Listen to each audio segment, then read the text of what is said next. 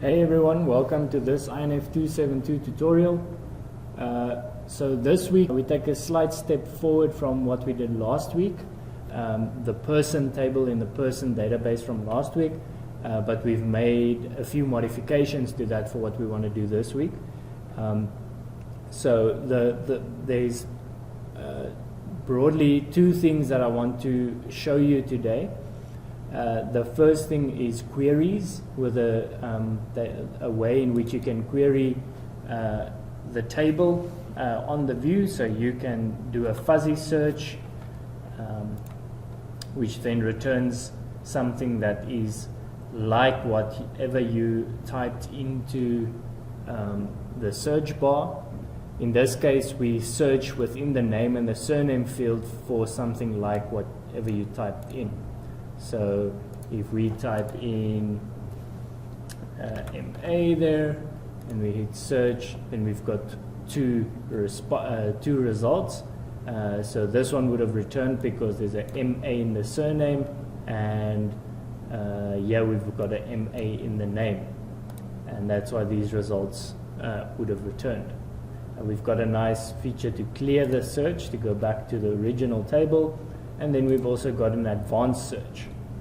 Now the advanced search allows you to search by certain fields. So you can search by age and minimum and maximum age and gender, and then search. So you could say, okay, give me all people between the ages of 40 and 50, and I want to just see male results. And if I search that, then this is the only result that returns. Okay. You can also say, okay, just provide a maximum, then that's everyone below 60, or you can provide just a minimum, that's everyone above, all females above 20. These would be the responses.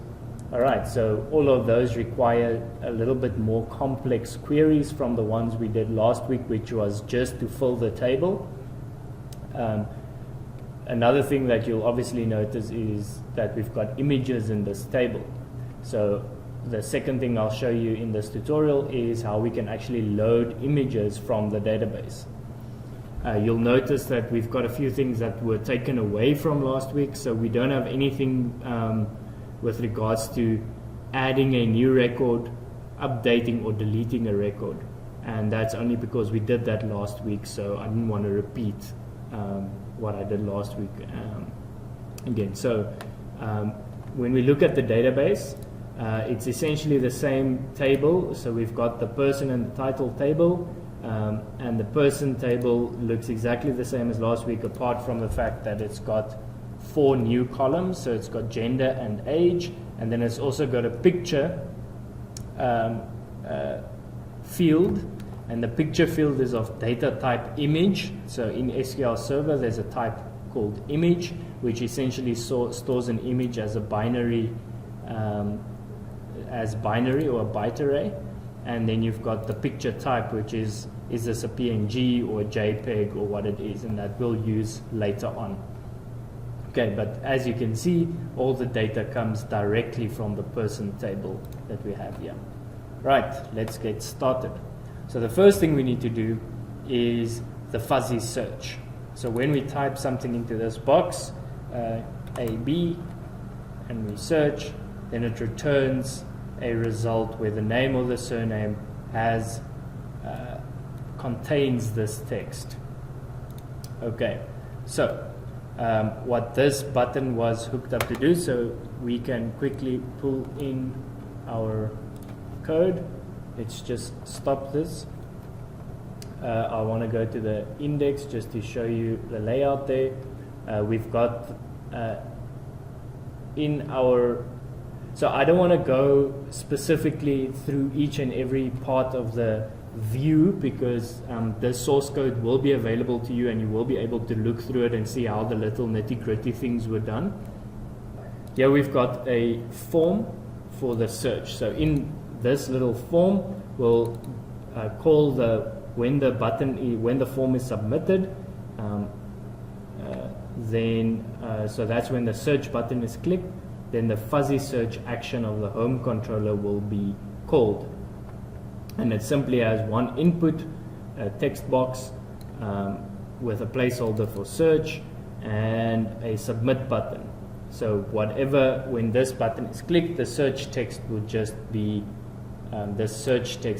submitted to the home controller, the fuzzy search action. Right, so whatever search text comes in here, in the case, the example I showed you, I typed in AB, so AB will come through with this variable. And then simply I execute a search command, a select command. So this first part looks exactly the way it looked last week, apart from obviously the extra fields that we asked for. And the only thing we added is that now we have a where clause. And the where clause is nothing new to you. You've done it in INF 214 if you did that module, or in other database modules. But we use the like word because we don't want an exact match. We want something that contains the text. We want to search in the name as well as the surname fields, and we use the wildcard character before and after the search text to indicate that the search text must only be contained within the string, within this field, for it to be returned. Okay, so nothing really complicated about this. You just modify your select statement to include a where clause. And the way you read through it is in exactly the same way that we did last week. You simply execute your reader, you clear your person list, and you create objects of each person and add that person to the list. The only thing I've added here is a search status and a search text, and that is to indicate, to give some feedback on the view. Let me just run this to show you what I'm talking about. So when we initially run this, all of the results are visible, but once you perform a search, then you want to show some form of indication that this isn't all the results in the database. It is a result based on some form of search, and then we can also clear the search. Okay, so the search clearing would simply redirect back to the home page. Okay, so just to go back, so these values are actually just sent through so that on the index page we can say that if the view bag has a search status of 2, which means that we are now in the index page, but we've got a search status, so this is as a result of a search, then we must display the search text from the view bag. So viewbag.search text would display showing results for plus the search text. And then what we return at the end is the index page with the globals .person list, which is obviously the global person list, which have been updated with the results that adhere to this query, as opposed to the index, which just loads, the index action, which just loads all of the results. So this is what we did last week, and fuzzy search here is basically exactly the same from that, except for the extra where clause that we've also included. All right. So the next thing that I want to show you is actually the advanced search. So first of all, we need to look at the view. On the view, I've added another form that I've actually embedded within a div that I call advanced div, and the reason I do that is because we need to actually show and hide this div based on whether or not the user has chosen to see the advanced search or close it. So advanced search open, in this case the div is shown, and close to close the div. So we've got JavaScript here, a function called toggle advanced, and that toggle advanced would, whenever the advanced search button is clicked, the div will be shown. So the display is changed to block, because by default it is none. and the inner text of the button inside of that div will be changed to close. Alright, and when the close button is clicked, then the else will, so you guys can look through this code just to see how that works. This isn't the point or the purpose of this tutorial, but it's something interesting that you can have a look at in your own time. And the important part is the form inside of the advanced search. So yeah, I've got two text boxes, one for minimum age and maximum age, and the reason I've got that is because I want to perform an advanced search on the age field. So I want to provide possibly an age range, and I also want to provide a gender. You guys can have a look at how I set up. I've got a predefined list of all male and female genders as a list. So a list of select list item objects, and that I actually, so this list doesn't actually come from the database, it's just a hard-coded list of parameters that I can pass through the so that we can query the database. Okay, and when we submit this form, the complex search action of the home controller is called. So the min age will come through as an int, max age will come through as an int, and gender will come through as string because the value of the chosen item is always in string. So it's either all, or it's male, or it's female that will be passed through here. So when we go to the complex search, we've got our int there, but I've got a little question mark there. Now what that means is that it's optional. So this function will allow that a null value be passed through here. So when the user types in an advanced search and leaves this field blank, but just types in a 50 there, the search actually executes because null will be passed through the minimum age here. And in order to allow for that, you put a question mark there, which means this parameter is nullable. Same goes for max age, but for gender, there will always be a value that comes through. And then based on these parameters that come through, we actually have to then execute queries. And these queries are slightly more complex than the ones we did up here because your where clauses are just a little bit, include more fields. But it's still very easy. So all I did here was to say, okay, if min age is null, so this is just a unary if statement. You could have written a full if statement, but what this says is, this is your condition. If min age is null, then set min age equal to 0, because you won't get people that are younger than 0, like -1 years old. That won't happen, so we can just set min age to 0. And in the case that min age is not null, then set min age equal to whatever was passed through. So essentially min age stays the same. If max, and the same you do with max age. If max age is null, then we set it equal to 1000 again, because people generally don't aren't immortal and don't turn to the age of, or age to the age of 1000 years old. So that's a safe bet. But if max age is not null, so a value is provided for max age, then max age just stays the same. Right, now we know that min age and max age is an appropriate value from this point forward. So the one thing that we need to do is call the correct SQL command based on whether we're looking for males only, females only, or males and females.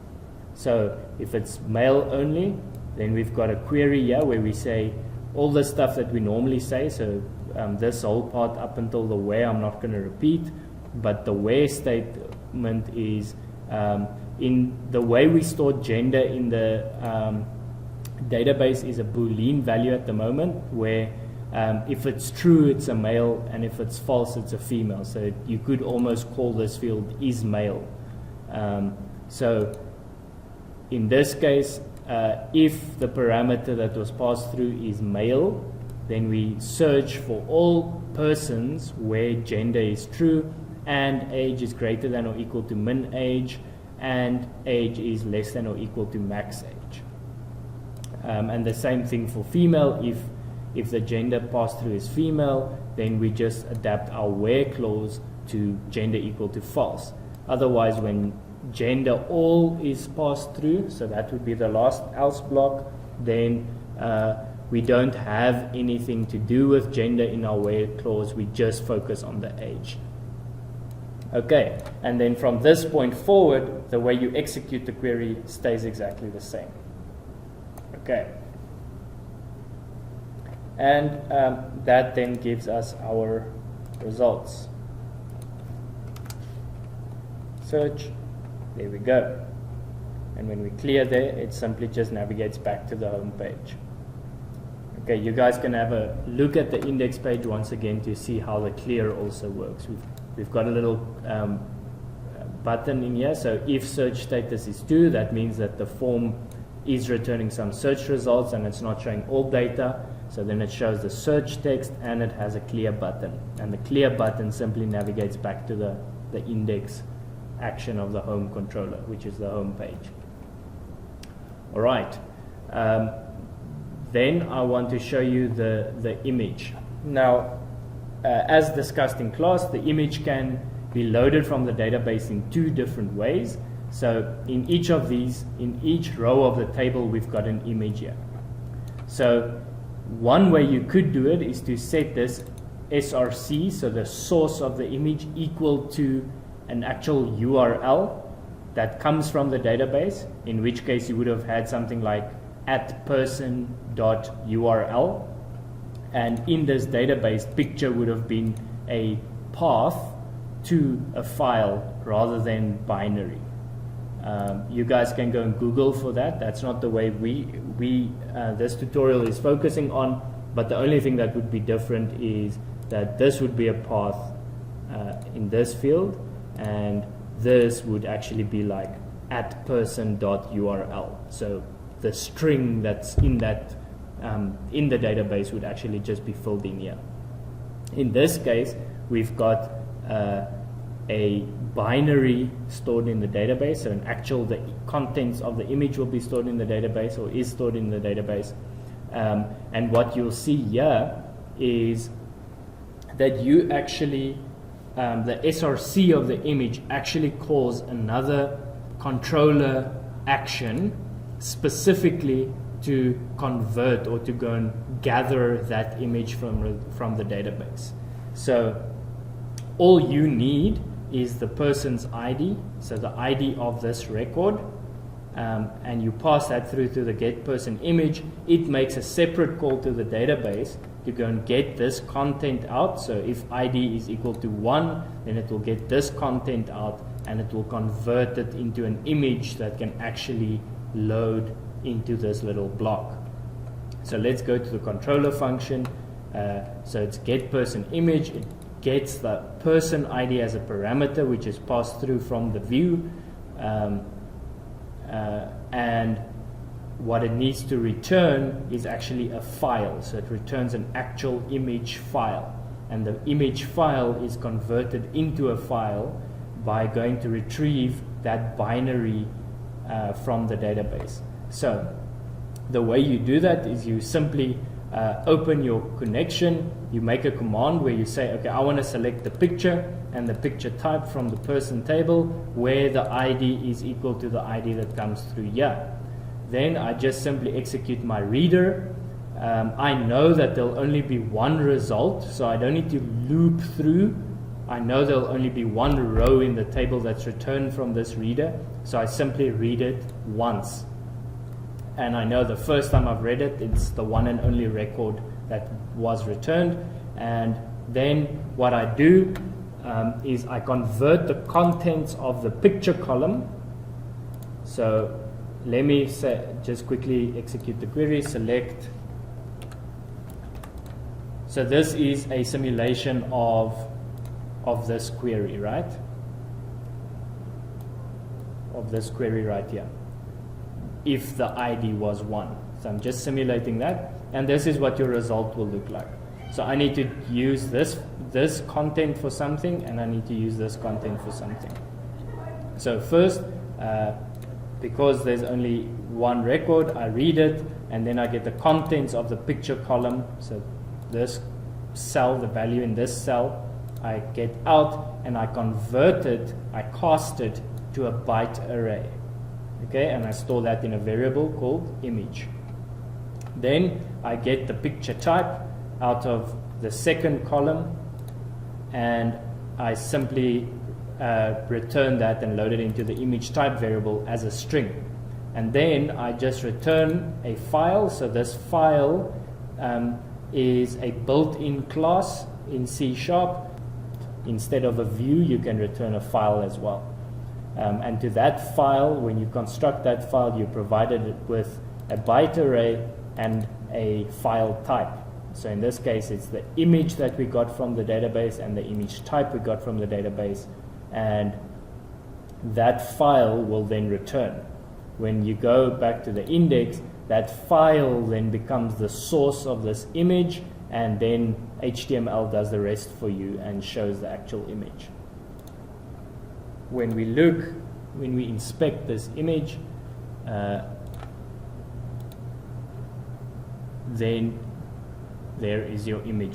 Now, the last thing that I forgot to mention a little bit earlier is that I also want to show you a stats page. So imagine you wanted to report a few statistics based on the people that are in the database. Then we can go and create a stats page or view.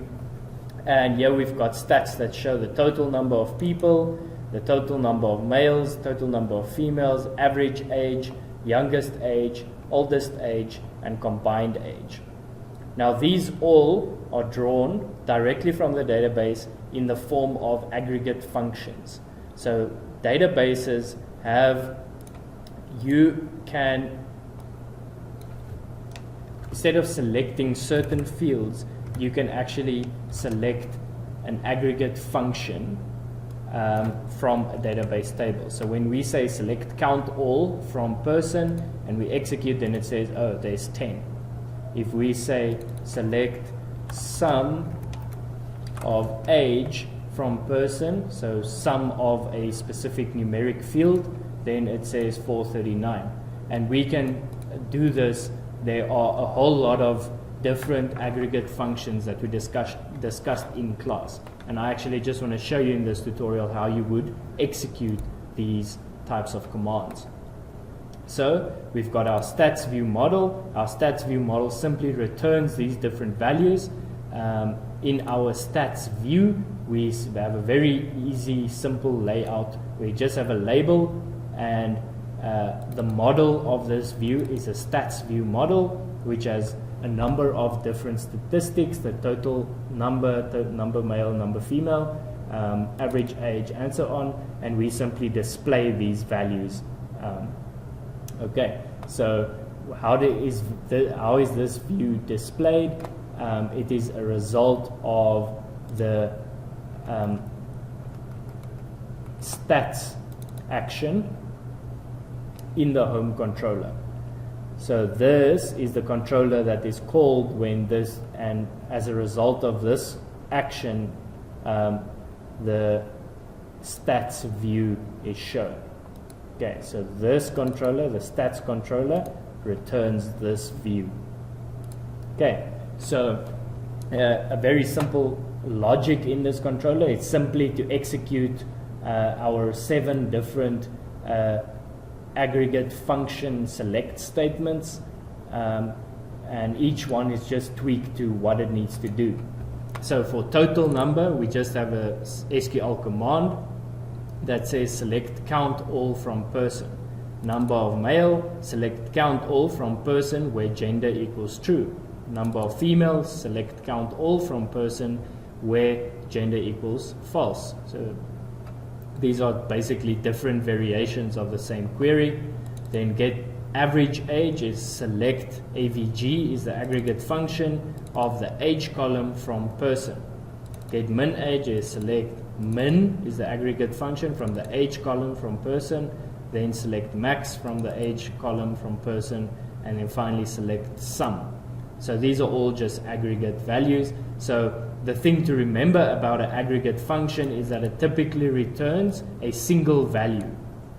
You're not expecting a table with many columns.